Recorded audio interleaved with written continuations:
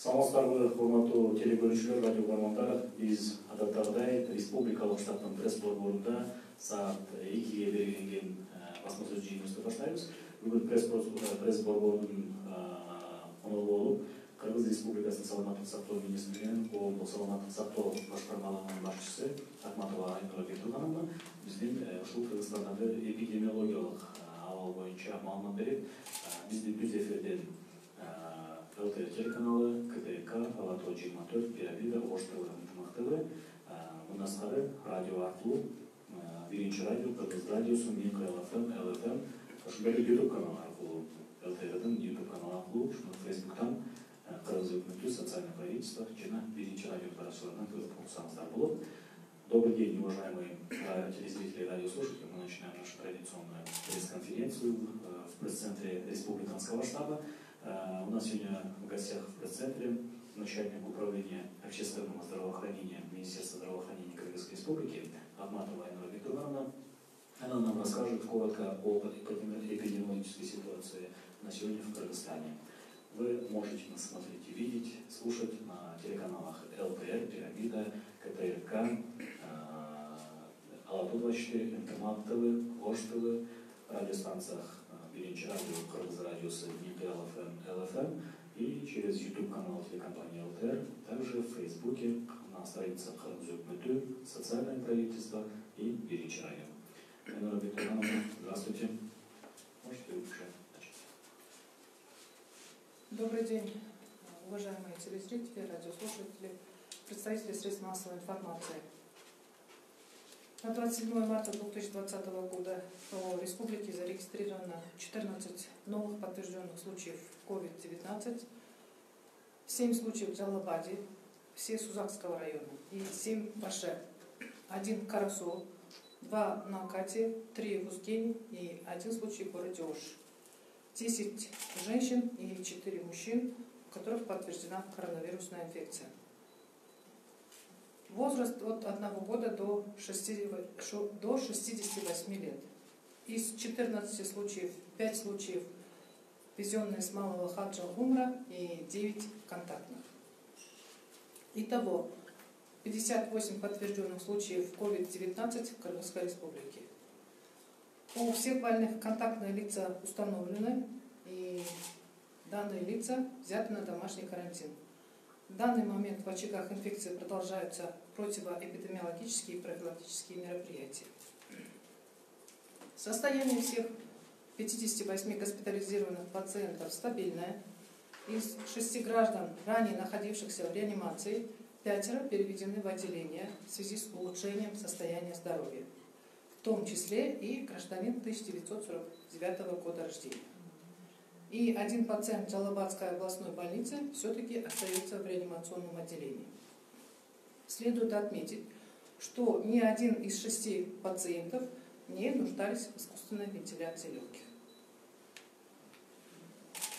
По республике на сегодня организованы мобильные бригады из числа врачей Центров семейной медицины, эпидемиологов, которые наблюдают за лицами, находящимися на карантине в домашних условиях. Бригада ежедневно удаленно по видеоскайпу, по телефону осведомляют о состоянии граждан, находящихся на карантине. В случае появления каких-либо симптомов данная бригада выезжает на адреса по месту жительства граждан, находящихся на домашнем карантине, для решения вопроса о лабораторном исследовании и при необходимости госпитализации.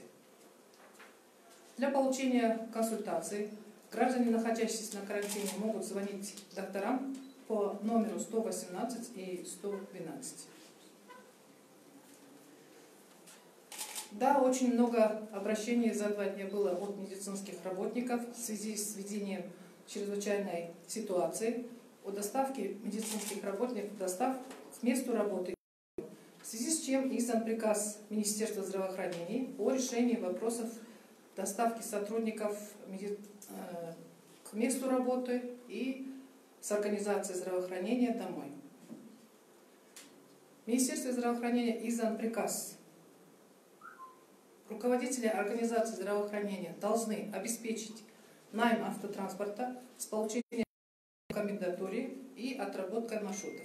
Во исполнение этого приказа Руководством национального госпиталя вчера нанято 8 микроавтобусов. Бишкек со вчерашнего дня направляет во все районы города микроавтобусы. Да, конечно, не все руководители решили до конца данный вопрос, но вот хочу привести пример. Вчера обращался супруг одного медицинского работника о том, что она пешком возвращалась домой. В связи с этим руководителю Сокулукского района было дано задание организовать найм автотранспорта и доставку своих сотрудников на место работы. Также хотела бы официально заявить о том, что в ночное время медицинские работники, привлеченные к вспышке коронавирусной инфекции, работают строго по утвержденному графику, и ни один медицинский работник самостоятельно не может покинуть свое рабочее место, учитывая риск заражения как самого медицинского работника, так и окружающих. И эти сотрудники, которые выезжают в составе мобильных бригад, которые работают в очагах инфекции, в первую очередь обеспечиваются необходимыми средствами индивидуальной защиты. Во избежание риска заражения медицинских работников издан приказ Министерства здравоохранения 26 марта о направлении в трудовые отпуска с сохранением заработной платы медицинских работников в возрасте старше 65 лет, беременных женщин, сотрудников с маленькими детьми и сотрудников с хроническими заболеваниями.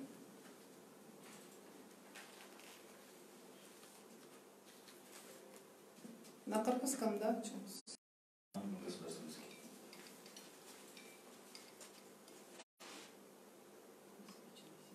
27 мартта карата өлкө 4 жаңы COVID-19 коронавирустун учуру катталды.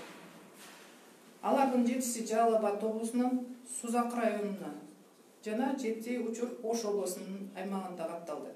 Кара Суу районунда 1, районунда 3, Өзгөн районунда 3, 14 кишинин ичинен 10 аял киши, ал эми 4 эркек киши.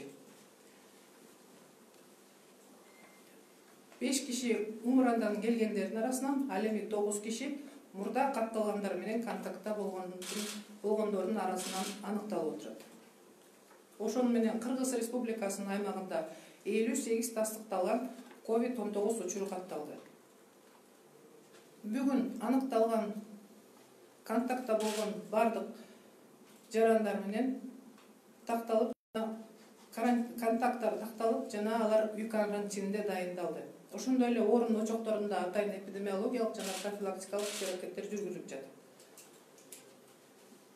Аныкталган 58 оорулуулардын абалга чейинки аныкталгандардын 6-оосу жандардын бөлүмүндө абалдары жакшыргандыгына байланыштуу жөнөкөй палаталарга которулду. Жалал Абад областында 1 оорулуу жандандыруу реанимация бөлүмүндө кармалууда. Белгилеп айта кетүүчү нерсе, жандандыруу бөлүмүндө түшкөндөрдүн эч кимиси өткөнү жасалма дем алдыруу абалына түшкөн эмес. Республиканын бардык аймагында мобилдик дарыгерлер бригадалары иштеп жатат. Мобилдүү топторго үй карантинге алынган жарандарга медициналык кароо жүргүзүлөт. Кандайдыр бир оорунун белгилери пайда болсо, мисалы үчүн дене табынын температурасы көтөрүлсө, ошол мобилдик бригада жарандардын үйүнө барып, госпитализациялоо же болбосо лабораториялык изилтөө өткөзүү иш-аракеттерин жүргүзөт. Эгер карантинде жаткан жарандардын суроолору болсо, консультация алгысы келсе, алар 118 жана 112 кыска номерлерине акысыз өз дарыгерлерин маалымат алса болот. Албетте көп суроолор келип атат. Баягы медициналык кызматкерлерди жумуш ордуларына жеткизүү жана аларды жумуш ордуларынан үйлөрүнө жеткизүү боюнча. Саламаттык сактоо министрлиги атайын буйрук дайындалды. Ал буйруктун негизинде бардык саламаттык сактоо уюмунун мекемелеринин жетекчилери өздөрүнүн иштеген медициналык кызматкерлерин жеткирүү боюнча транспорт дайындаш керек. Андан сырткары комендатурадан ошол транспортко пропуск алыш керек.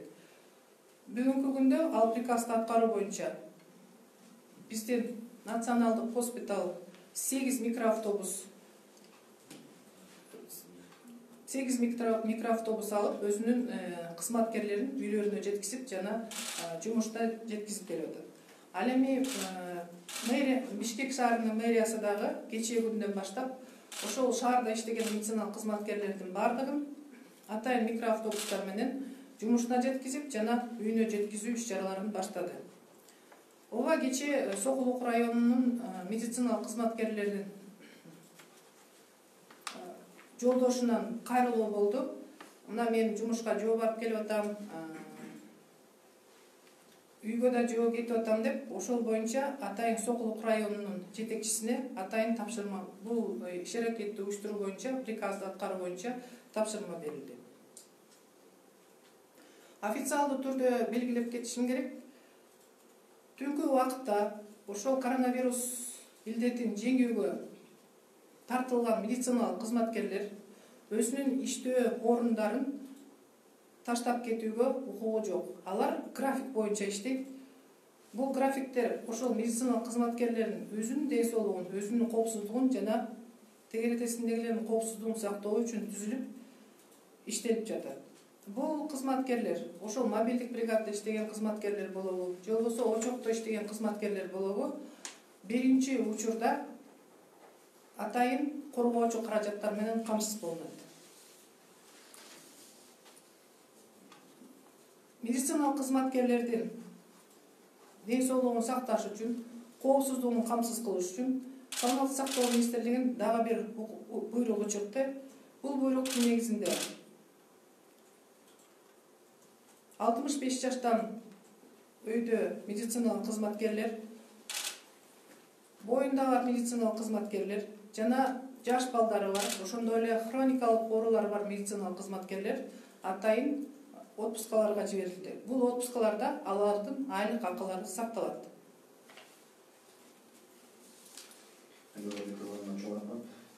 Урматтуу телекөрүүчүлөр, радиолордон биз суроого өтсөк, биздин массалык маалымат каражатынан келип түшкөн суроолор бар экен. Урматтуу кесиптештер, мен ачык айтып коюшум керек. Бир эле кайталанма суроолордон 4-5 жөө келип, маалымат каражаттарынан келген экен. Ошолордун баарына эле бир суроого берелик, ошол суроого жооп алсаңыздар, анткени улам кайталанма убакытты дагы алып коюп атабыз. Вопрос от агентства «24 Кечи». Будут ли выданы 160 миллионов сомов, обещанные онкобольным на препараты, или эти средства перенаправят? Нет, конечно, эти средства не будут перенаправлены, потому что средства, которые были запланированы, которые были выделены на лечение тех или иных заболеваний, они сохраняются и будут выделяться. Вчера родители детей с эпилепсией обратились с открытым письмом, что из-за закрытых границ они не могут приобрести необходимые детям лекарства. Их просто не могут отправить в Кыргызстан. Да, в целях оказания превентивных антикризисных мер в сфере лекарственного обеспечения населения Кыргызской Республики в условиях пандемии коронавирусной инфекции утверждено постановление правительства Кыргызской Республики о мерах по обеспечению лекарственными препаратами и медицинскими изделиями в связи с пандемией коронавирусной инфекции населения страны, в соответствии с которым до официальной отмены данного постановления разрешается поставка без государственной регистрации лекарственных средств и изделий медицинского назначения, которые должны быть зарегистрированы в стране производителя. И обращаются матери, да? Да, родители. Родители. И это постановление, оно действует, на основании чего поставки всех зарегистрированных и незарегистрированных противосудорожных и противоэпилептических препаратов, средств включенных в национальный перечень жизненно важных медицинских изделий, и не включенных, как я уже выше отметила, в соответствии с этим постановлением будет, конечно, осуществляться. Вчера отправили первую партию медиков в Джалабадскую область. Они были добровольцами. Врачи переживают, что теперь будут отправлять принудительно с каждой больницы, с каждого отделения. Так ли это? Да, на сегодняшний день действительно бригада, хочу отметить, выехала добровольцев. И мы, пользуясь случаем, я хочу выразить благодарность всем медицинским работникам, которые сегодня работают в этих очагах инфекции, которые работают на пунктах въезда, которые работают днем и ночью в составе мобильных бригад. И если будет необходимость, конечно, все медицинские работники будут привлекаться к работе по оказанию помощи населению страны. В Казахстане зарегистрирован уже 4-й случай коронавирусной инфекции у граждан, которые приехали из Кыргызстана. 3 из них в Жамбылской области, 1 в Алматинской. Есть ли информация о их передвижении в Кыргызстане, контактах, взяты ли анализы у контактных? База данных контактных ведется, все лабораторные исследования у граждан, которые прибывали, как вы знаете, согласно нашего алгоритма действий, образцы отбирались и проводились лабораторные исследования. О случаях положительных реакций сообщаем каждый день. Проведен ли анализ воздействия дезинфицирующих средств, которыми заливают города, на здоровье людей? Давайте так еще раз повторим. Проведен ли анализ воздействия дезинфицирующих средств, которыми заливают города, на здоровье людей? Ведь гипохлорид кальция относится к умеренно опасным веществам. Не повлечет ли это проблем в будущем? Ведь раствор попадает и в почву, а потом мы этим будем дышать.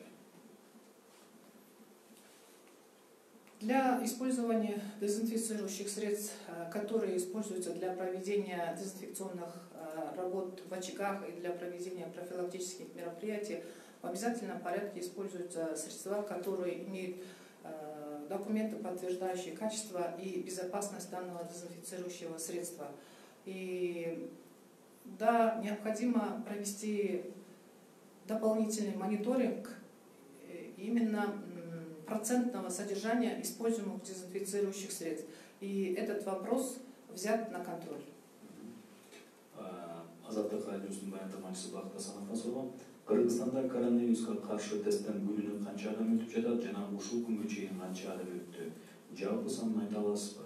Кыргызстандын ичинде жүргөн адамдар COVID-19 вирусун аныкташ үчүн стратегияны алмаштыруу планы жокпу? Вопрос задается не первый. Много вопросов поступает от журналистов, это обычно. Вот был в самом начале регистрации вспышки в Китае, и когда в Кыргызской республике были подтверждены первые случаи коронавирусной инфекции, когда эта инфекция передвигалась по всему миру, почему мы поменяли один алгоритм, почему мы поменяли другой алгоритм, и в связи с чем мы не действуем согласно первых алгоритмов. И еще раз, наверное, все мы убеждаемся, и те граждане, которые задавались этим вопросом, убеждаются, что алгоритмы и стратегии, они меняются и будут меняться в соответствии с эпидемиологической ситуацией, которая складывается не только в Кыргызской республике, но и она будет зависеть от развития пандемии во всем мире. И поэтому мы будем действовать в соответствии с тем, какое количество подтвержденных случаев будет регистрироваться. Но для того, чтобы снизить риск распространения коронавирусной инфекции, предпринимаются все противоэпидемические мероприятия. То есть собирается подробный эпидемиологический анамнез среди всех контактов у 58 исследованных, у 58 подтвержденных пациентов.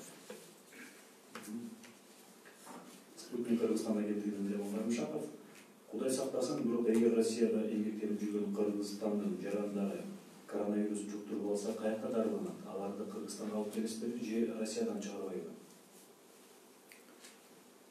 Если у граждан Кыргызской республики, которые на сегодняшний день находятся в Российской Федерации, будут выявлены симптомы коронавируса, то они будут госпитализированы в этой стране.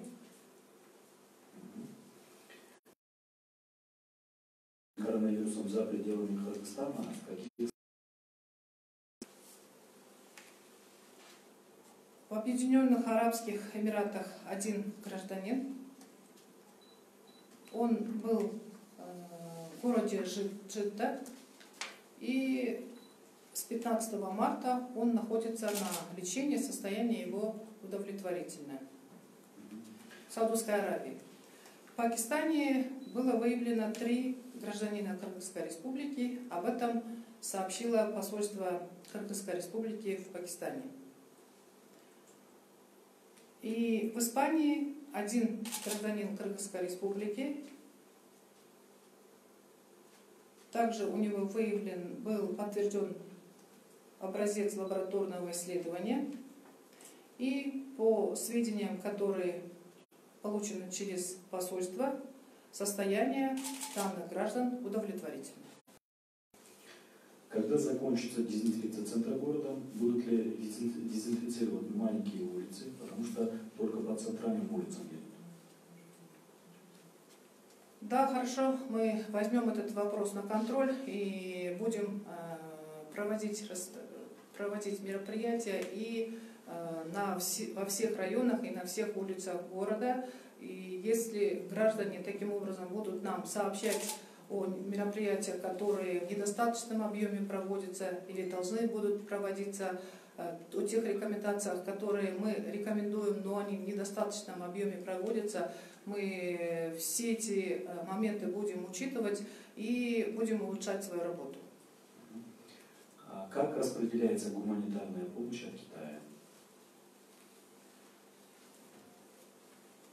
Сейчас проходит регистрация этой гуманитарной помощи согласно необходимых процедур, и о результатах распределения мы вам сообщим дополнительно. Вопрос от корреспондента телекомпании Мир ТВ Александра Мочкина.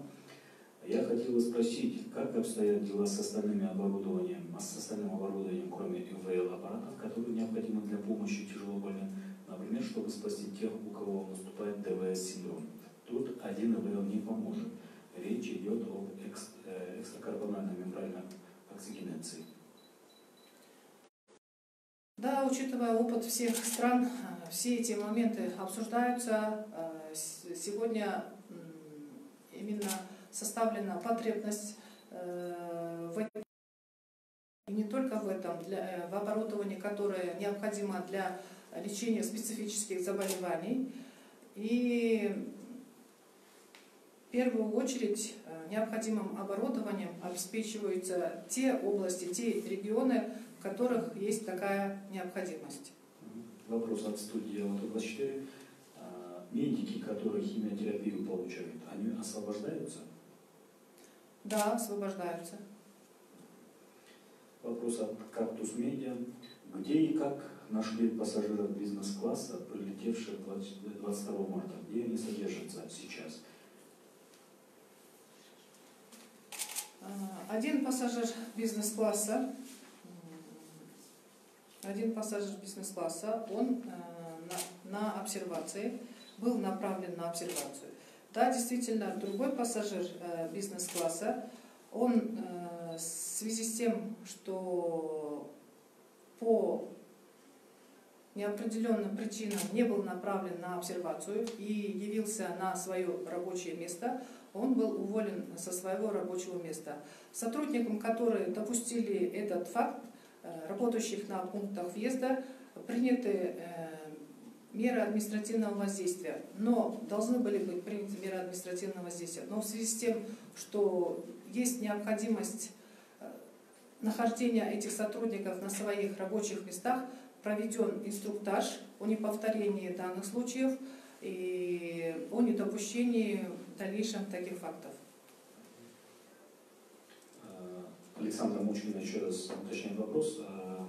Есть ли такие аппараты у нас и сколько их штук, можно ли уточнить по аппаратам, которые мы говорили? Эксокапсулотерапия. Хорошо, я общее количество уточню и сообщим вам через нашу пресс-службу или можете мне позвонить. Сколько людей с подтвержденным диагнозом всего и сколько в каких больницах содержится? Сколько людей с подозрением на заражение и сколько в каких больницах? Сколько людей в обсервации, в каких обсервациях и по сколько? Сколько людей на домашнем карантине и в каких они районах? Наверное, на этот вопрос вчера отвечали подробно. И мы коллегам из корпуса, наверное, скажем, что они посмотрели наш телеграм-канал, и там вчера все вроде бы описывали. Супер KG порталынан келіп жатыр, карантинде жатқан жарандар республика бойынша қаяқтан тамақ жеп жатады. Бишкек шаарында болса, қайсы ашқана жана қайсы акчага тамақ даярдап алып жатат. Ошол эле учурда медициналык кызматкерлер кайсы тамак аш менен тамактанып жатышат. Граждане, которые находятся на обсервации, обеспечение материально-техническими ресурсами, питанием в местах обсервации возложено на Министерство чрезвычайных ситуаций. И были добровольцы, и есть добровольцы, которые хотели бы помочь питанию этих медицинских работников и других сотрудников. Это сотрудники Министерства внутренних дел, сотрудники Министерства чрезвычайных ситуаций, которые находятся на постах, на блокпостах, на санитарно-контрольных пунктах. До сегодняшнего дня они всех этих сотрудников, но, конечно, появились некоторые трудности вот за эти 2 дня, так как всего лишь 2 дня назад была введена чрезвычайная ситуация, чтобы они смогли проехать в эти места и дополнительно покормить сотрудников задействованных служб. BBC радиосунун баянамачысы Казиев суроо берди. Вирус жаңы жуккан анықталған 14 киши оор болушу мүмкүн деп обочолонгондордун арасында беле же жөн жайылып жүргөн адамдардын ичинде табылдыбы? Албетте жок, булар ошо обочолонгон адамдардын арасында болчу. Алар атайын медициналык кызматкерлердин кароосунда болчу. Ошонун негизинде мына лабораториялык изилдөөлөр алынган. Ошол лабораториялык изилдөөлөрдүн жыйынтыгы боюнча бул жыйынтыктар чыгып, алар госпитализацияга алынат. Аэропорттордо чектөө киргизилип жаткан учурда Москвадан поезд менен келгенбиз. Бишкектен бизди эч ким текшерген жок деген маалымат тарады эле. Чын бышыгы кандай? Если есть действительно конкретный случай, железнодорожные составы тоже они приезжают рейсами. Какой рейс, какого числа приехал, я выясню эти моменты, и мы тоже дополнительно сообщим. Супер KG порталынан сураган, Казакстан коронавирус өлкөгө эң көп жайылган учур апрелдин ортосунда болот деген божомолун айтты. Биздин өлкөдө да ушундай божомолдорду жүргүзүү мүмкүнбү? Бул боюнча кечээ күнү айткансыз.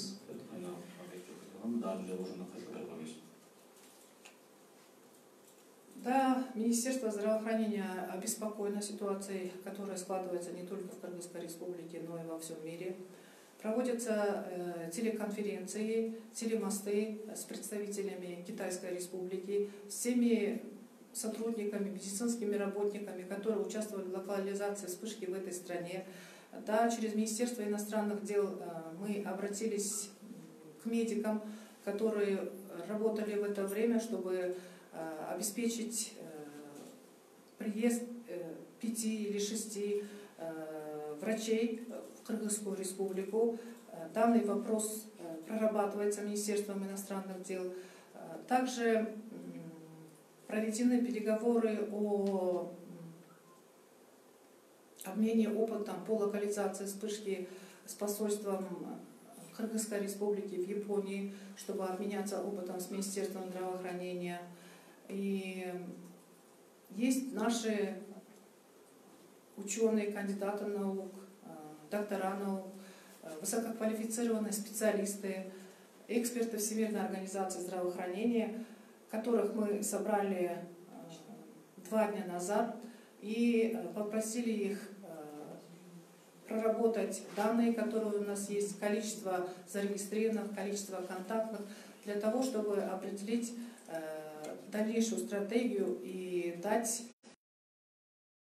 прогнозы на дальнейшее развитие. Но я думаю, мы не должны акцентировать внимание на том, будет ли у нас большое количество среди населения, и, возможно, почаще говорить о данных вопросах на таких больших пресс-конференциях, больше в рабочем порядке обсуждать эти вопросы. Сегодня население должно соблюдать те рекомендации, о которых говорит Министерство здравоохранения и другие министерства и ведомства, вовлеченные в локализацию вспышки. Последние 3 вопроса. Репортер Кейчи. На спецсчет постоянно поступают средства от различных организаций и так далее. Тем временем в соседнем Узбекистане заразились уже 11 врачей. Когда начнут закупать на эти средства защитные костюмы для врачей? Насколько наши врачи защищены? Да, этот вопрос, он есть, он задается, и я думаю, он будет актуальным каждый день, пока реализована вспышка коронавирусной инфекции. Этот вопрос беспокоит и Министерство здравоохранения, не только Министерство здравоохранения, и правительство Кыргызской республики. Да, еще раз хочу отметить, что средства индивидуальной защиты – это те средства, которые имеют место каждый день уменьшаться, и необходимо пополнять этот запас. Но несмотря на это, в первую очередь обеспечение средствами индивидуальной защиты, средствами индивидуальной защиты являются не только противочумные костюмы, и не только полное обмундирование, чепчик, халат, маска, перчатки по отдельности, бахилы. Это все являются средствами индивидуальной защиты. И для сохранения жизни и здоровья медицинских работников, для обеспечения риска заражения медицинских работников в первую очередь обеспечиваются те медицинские работники, которые находятся у нас на передовых. И средства массовой информации вчера передавали из Джалабадской области, вот наши медицинские работники работают, говорили о том, как они работают, и они были в полном обмундировании, которое необходимо для работы в этих очагах.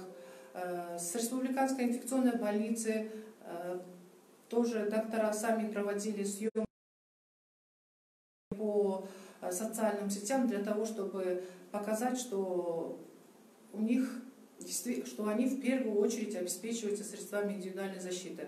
Опыт заражения медицинских работников, которые есть в других странах, для нас бесценный, поэтому мы, насколько возможно, стараемся обеспечить медицинских работников. Вопрос от Камир. Лечение кыргызстанцев от коронавирусной инфекции COVID-19 бесплатно для них или ведется по сооплате? Для пациентов, у которых подтверждена коронавирусная инфекция, бесплатно для этих пациентов. Во сколько государства обходится лечение одного человека, во сколько обходится содержание в карантине в местах обсервации, из чего складываются эти расходы? Так как коронавирусная инфекция новая, и она развивается быстрыми темпами не только в Кыргызской республике и во всем мире, и она застала врасплох многие устоявшиеся системы в мире, стран Европы, Соединенных Штатов Америки, и, конечно же, она имеет определенный урон на социально-экономическое состояние страны. Но когда касается здоровья людей, правительство и любой страны не жалеет средства на лечение и на локализацию распространения данной коронавирусной инфекции. Необходимо отметить, что для лечения коронавирусной инфекции она имеет симптоматическое лечение, и она будет требовать затрат и будет требовать тех лекарственных препаратов, которые будут зависеть от тяжести протекания болезни у того или иного пациента.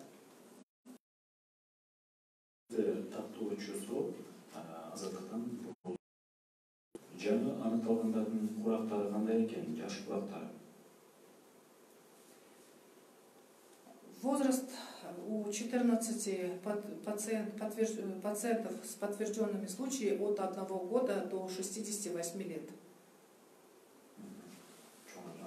Урматтуу тергөөчүлөр, радио угармандар, биздин суроолорго, сиздер жөнөткөн суроолорго Кыргыз Республикасынын саламаттык сактоо министрлигинин коомдук саламаттык сактоо башкарманын башчысы Акматова Айнур Бекмухановна. Сиздер бизди түз эфирлерден, түз долбоордон ЛТР телеканалы, КТРК, Ала Тоо 24, Пирамида, Ош ТВ, Ынтымак ТВ, Кыргыз радиосу, Минкаял ФМ, ЛФМ радиолору аркылуу, ошондой эле ЛТРдин YouTube каналы аркылуу, Кыргыз өкмөтү, социальное правительство, биринчи радио баракчаларынан көрүп угардыңыздар. Чоң рахмат.